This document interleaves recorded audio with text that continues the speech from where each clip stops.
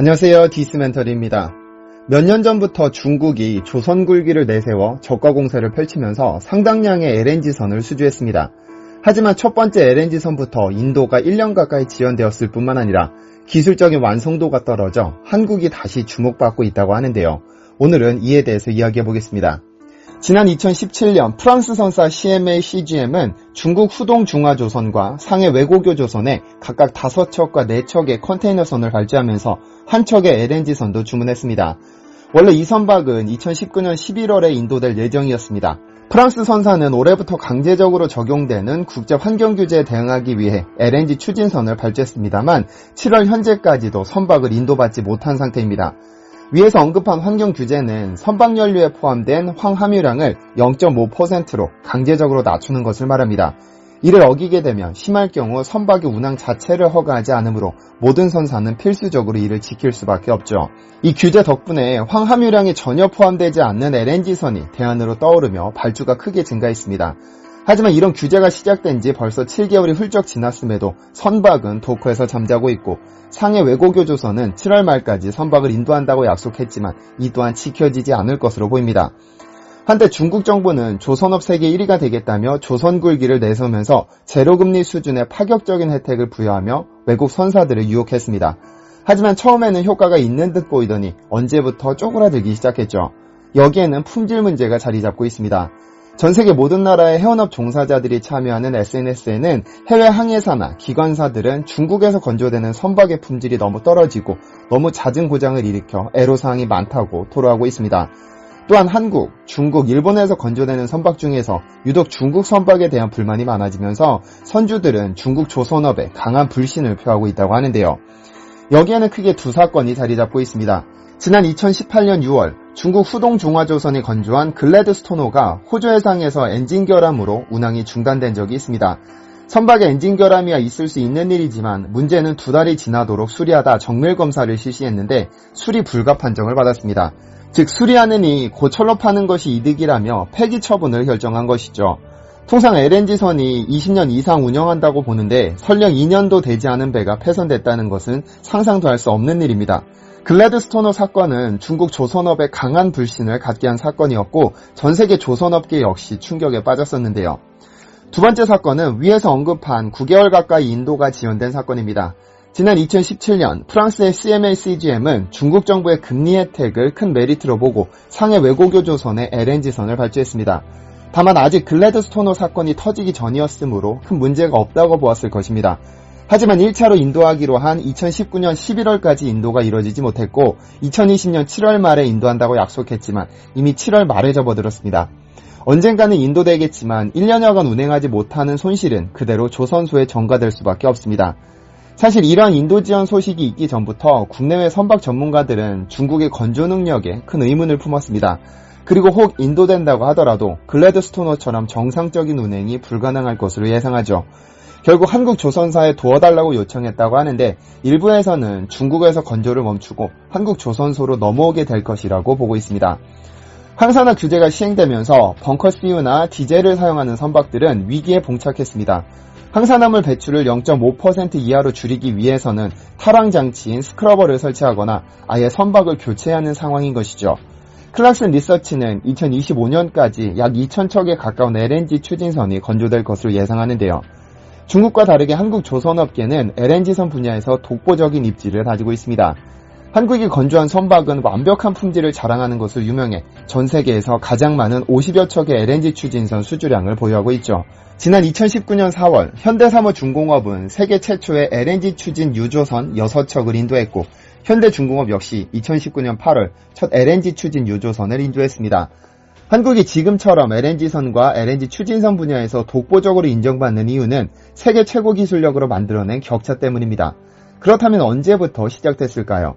1990년대 초반입니다. 한국가스공사는 인도네시아에서 LNG를 수입하기 시작했는데 인도네시아 정부에게 수입을 볼모로 한국 조선사가 건조한 배를 사용하도록 요청했습니다. 국영회사다 보니 중국과 일본보다는 안으로 팔이 굽었을 것이라 생각됩니다.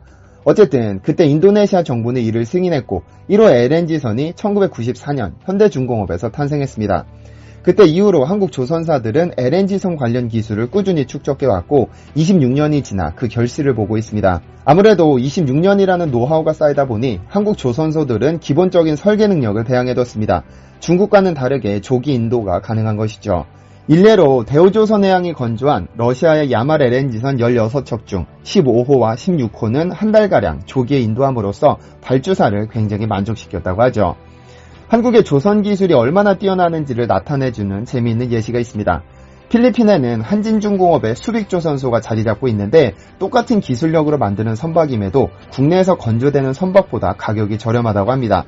필리핀의 저렴한 인건비 등 가격 할인 요소가 있겠지만 무엇보다 메이드 인 코리아가 아닌 것이 할인 요인이라고 합니다.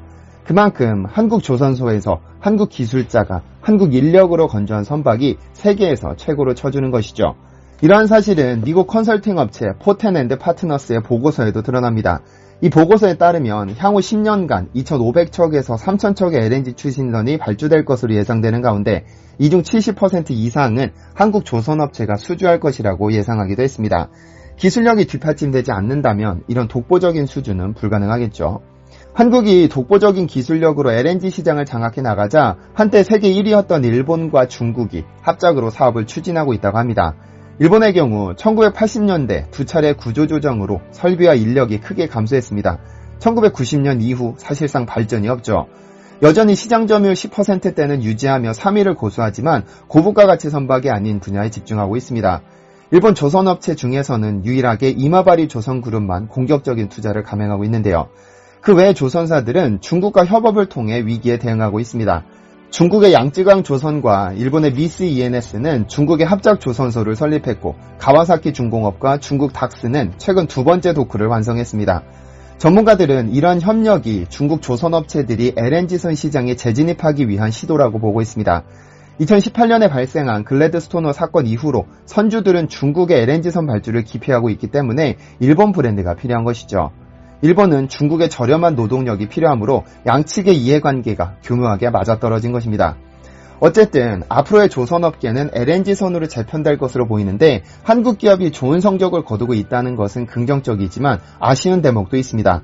얼마 전 한국 조선 3사가 카타르에서 발주한 100여 척의 LNG선을 수주했다는 소식이 전해졌습니다만 이 계약 덕분에 뒤에서 흐뭇한 미소를 짓는 기업이 있습니다. 바로 프랑스의 GTT입니다. LNG선의 경우 선박 자체도 중요하겠지만 무엇보다 핵심 기술은 화물창입니다. 이 LNG 화물창의 원천 기술을 보유한 기업이 바로 프랑스의 GTT인데 LNG선 한 척을 건조할 때마다 로열티로 100억 원을 주도록 계약되어 있습니다. 예상대로 카타르에서 100척을 수주한다면 1조 원이 고스란히 프랑스로 빠져나가는 것이죠. 업계에 따르면 한국의 조선 3사는 약 2천억 원에 이르는 대형 LNG 운반선을 건조해 인도할 때마다 약 5%에 해당하는 100억 원의 로열티를 지불하고 있습니다. 2019년 한국이 수주한 LNG선이 51척임을 감안했을 때 로열티로 5,100억 원이 빠져나갔죠. LNG선 한 척을 건조하고 남는 수익과 비슷한 수준입니다. 물론 최초로 화물창 원천 기술을 확보한 것은 그들의 노력이 맞습니다. 액화 천연가스인 LNG의 핵심은 영하 163도의 초저온 상태로 운반해야 하는데 이를 운송하는 과정에서 파도 등 외부 충격으로 선박이 흔들릴 때도 안정 상태를 유지해야 합니다. 이것이 핵심 기술이죠. 한국이 1990년까지 LNG선을 독식하던 일본을 몰아낼 수 있었던 것도 이 화물창 덕분입니다. 일본은 동그란 공 모양의 화물창이 갑판에 올라온 1세대 모스형을 고집했습니다. 아시아 최초라는 자만감에 빠져 좀처럼 연구개발을 진행하지 않았는데 한국은 좀 더 안전하게 선박 내부에 화물창을 설치하는 멤브레인 타입에 올인했습니다. 좀 더 안전하면서 수송량도 40% 이상 늘릴 수 있었던 덕분에 선주들에게 어필할 수 있었던 것입니다. 하지만 특허를 프랑스가 쥐고 있어 꾸준하게 비용 문제가 있었습니다. 이에 한국 정부와 업계는 한국형 화물창 개발을 시작하기도 했었죠. 로열티 지출을 낮춰 원가 경쟁력을 높이고 이익률을 개선하자는 차원에서 한국가스공사와 한국형 화물창 KC1을 개발해 LNG 운반선 4척을 건조했었는데요. 하지만 설계 결함으로 화물창에 이슬이 맺히는 문제가 생겼고 그중 2척의 운항이 중단됐습니다. 이후 조선업계가 독자적으로 개발해 보유하고 있지만 아직까지 실제로 적용된 적은 없습니다. 왜냐하면 선주들은 선박의 안전성을 가장 중요한 기준으로 삼고 있는데 검증된 GTT를 원하는 것이죠.